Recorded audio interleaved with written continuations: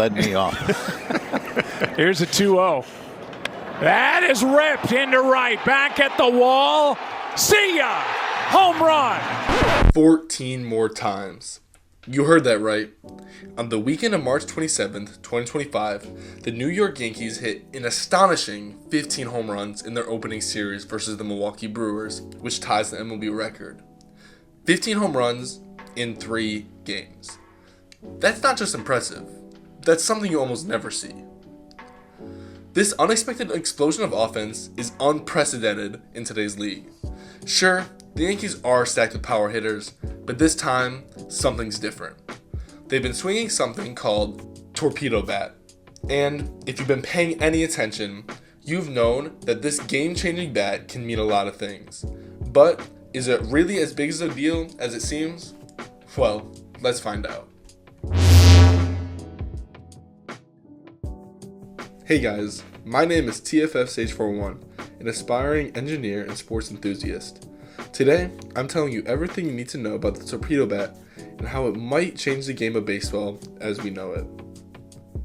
The bat was engineered by Aaron Leonhardt, a former MIT student and Yankees analyst. He used data, technology, and a deep understanding of physics to design a bat that is custom built for each player. So, orders for a new bat takes up to 30 days to complete. But the result of all this work, a bat that's claimed to have a larger sweet spot, higher energy transfer, and a faster ball exit velocity. When we swing a bat, we're transferring kinetic energy from the bat to the ball. The key is making sure that this energy transfer is as efficient as possible.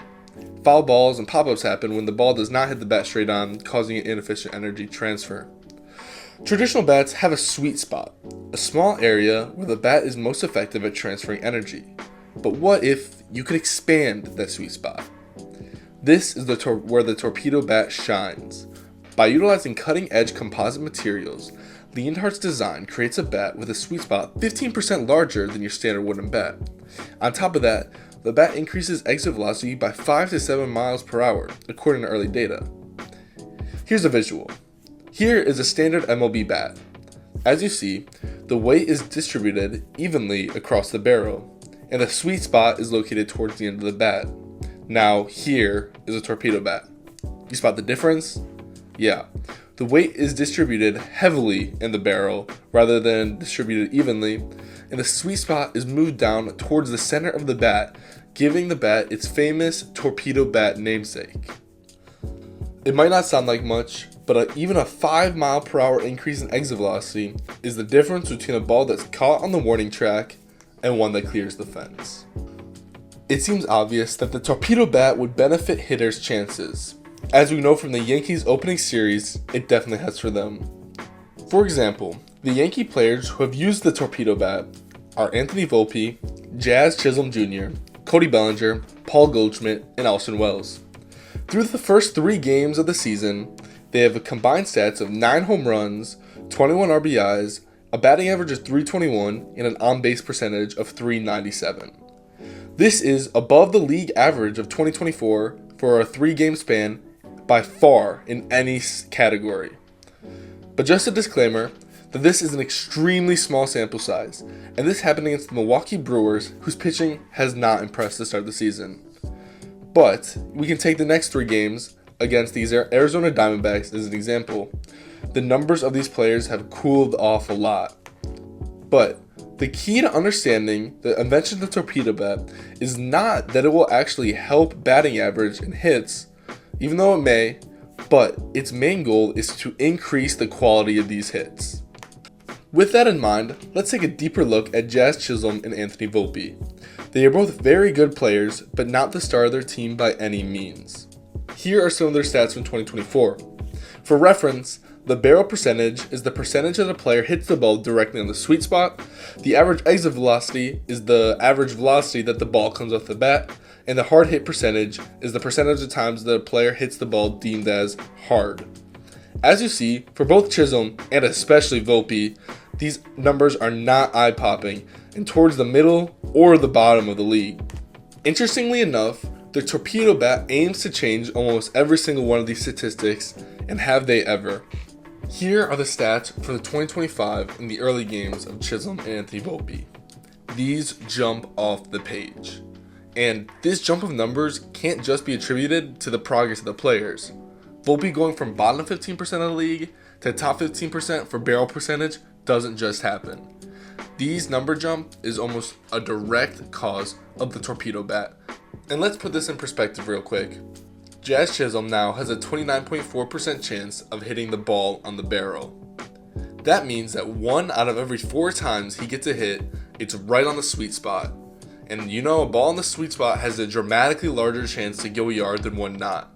And the Torpedo bat is letting this happen at a revamped rate.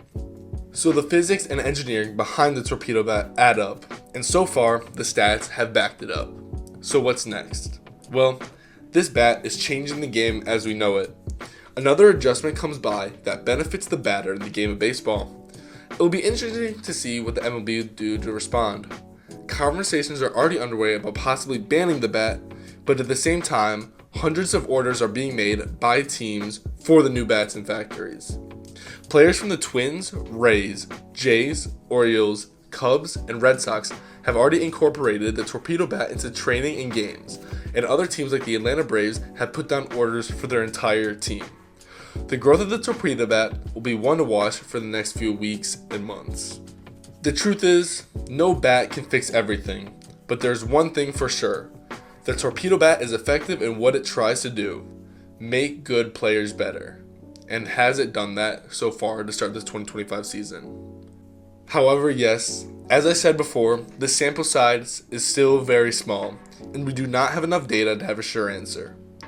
This bat definitely has its benefits, but it will take time to see if the Torpedo bat can do what it's shown is possible it can do on a consistent basis. The Torpedo bat might not be the miracle fix that some are hyping it up to be, but what it does do is bring eyes and ears back to the game of baseball, and that's a pretty big deal in today's game. But the big question remains, will the MLB step in and regulate it?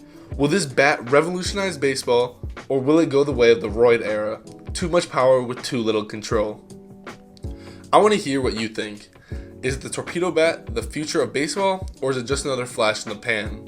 Drop a comment, hit subscribe, and stick around because this is just the beginning. Okay guys, thank you so much for watching.